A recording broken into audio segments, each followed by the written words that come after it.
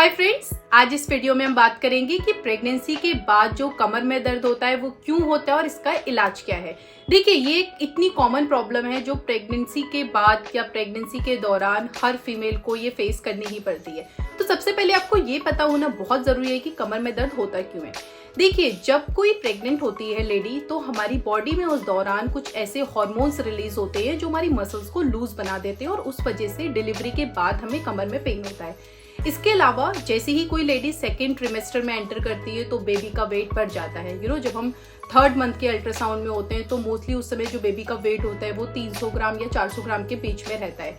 तो जब बच्चे का वेट बढ़ता है तो उसका जो बॉडी में जो उसका वेट होता है वो हमारी पीछे रीढ़ की हड्डी पे पड़ता है, तो उस वजह से भी हमारा कमर में दर्द होता है। अच्छा, इसके अलावा जिन लोगों का सी सेक्शन होता है, सिजेरियन डिलीवरी जिनकी होती है, उनको लगता है कि जो उनको एनेस्थीसिया लगा है, एनेस्थीसिया एक इंजेक्शन होता है जो हमारी रीढ़ की हड्डी में लगता है जब हमारा ऑपरेशन होता है, तो कुछ को लगता है कि वो एनेस्थीसिया की वजह से हमारा पेन होता है। ये पार्शियली सही है, मतलब सिर्फ ऐसा नहीं है कि सिर्फ वो एनेस्थीसिया ही पेन को ट्रिगर करता है, वो भी एक कारण हो सकता है, लेकिन सिर्फ एनेस्थीसिया की वजह से कमर में दर्द होता है ये बिल्कुल गलत है। नॉर्मल डिलीवरी वाले जो होते हैं उनको भी कमर में दर्द होता है।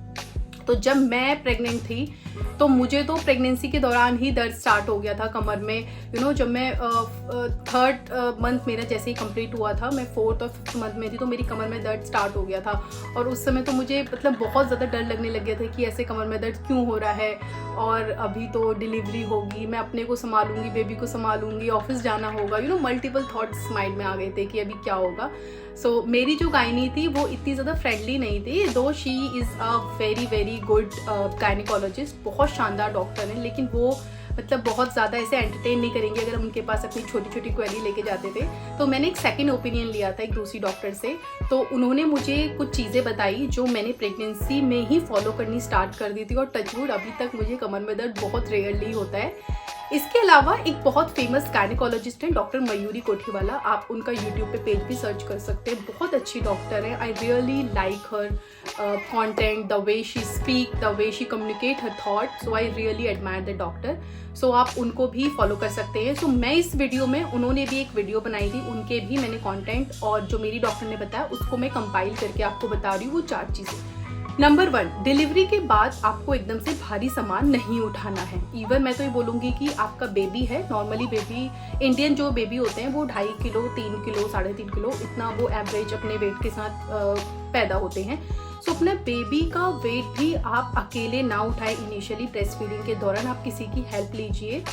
अगर आपकी नॉर्मल डिलीवरी हुई है तो आपको 1.5 महीने तक बिल्कुल भी भारी सामान नहीं उठाना है, और सी सेक्शन वालों को 3 महीने तक अवॉइड करना है। दूसरा है डाइट। देखिए, डिलीवरी के बाद ही आप ये वाली चीज़ मत करिए कि मुझे अपना वेट लूज़ करना है जल्दी से, मेरा वेट कैसे लूज़ होगा, और अगर मैं अभी से ध्यान नहीं दूंगी तो 6 मंथ बाद मुझे ऑफिस जाना है, या फिर अगर आप वर्किंग हैं तो, या फिर मुझे लोग जज करेंगे। ऐसा कुछ नहीं है, अपनी बॉडी को, खुद को आप पूरा टाइम दीजिए। जो डाइट आप प्रेगनेंसी में फॉलो कर रहे हैं आपको मोर और लेस वही डाइट फॉलो करनी है, क्योंकि इस टाइम आप ब्रेस्ट फीड कर रहे हैं, आपको ऑलरेडी एक्स्ट्रा कैलोरीज की ज़रूरत है। अगर आप कैलोरीज नहीं आपकी बॉडी को मिलेंगी एक्स्ट्रा, सो उससे भी आपको कमर में दर्द बढ़ेगा। तो आपको जो भी आप डाइट ले रहे थे, नट्स, सब्जियां, दूध, और अगर आप नॉनवेज लेते हैं, चिकन वगैरह, आप वो अपना कंटिन्यू करिए। वेट वगैरह सब चीज़ें बाद में मैनेज हो जाता है, बट अभी आपको बहुत ज़रूरी है अपनी बॉडी पे ध्यान देना। तो सेकंड है, आपको अपनी डाइट बहुत अच्छी रखनी है। थर्ड है, आपको जब बेबी को दूध पिलाना है तो आपको बहुत झुकना नहीं है, आप कंफर्टेबल पोजीशन में रहिए और बेबी को अपने पास लाइए। जब हमारा फर्स्ट बेबी होता है तो हम बहुत डरे होते हैं, अरे बेबी को उसके हाथ पैर मोड़ तो नहीं जाएंगे, या इसको कुछ प्रॉब्लम तो नहीं हो जाएगा। तो ऐसा नहीं है, वो एक बेबी है, मतलब वो ऐसा कोई कागज नहीं है कि आपने उसके हाथ पर ऐसे ऊपर नीचे करे तो मुड़ गया, ऐसा नहीं है।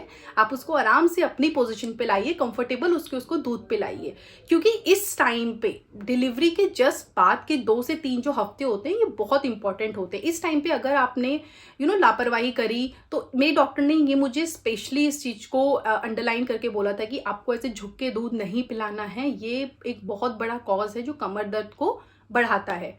सो आपको बेबी को झुक के दूध नहीं पिलाना है। और फोर्थ है, आपको डिलीवरी के बाद गुनगुने पानी से नहाना है। अगर आप अपनी मालिश करवानी है तो आपको गुनगुने तेल से करनी है, एकदम से आपको ठंडे पानी का यूज़ नहीं करना है।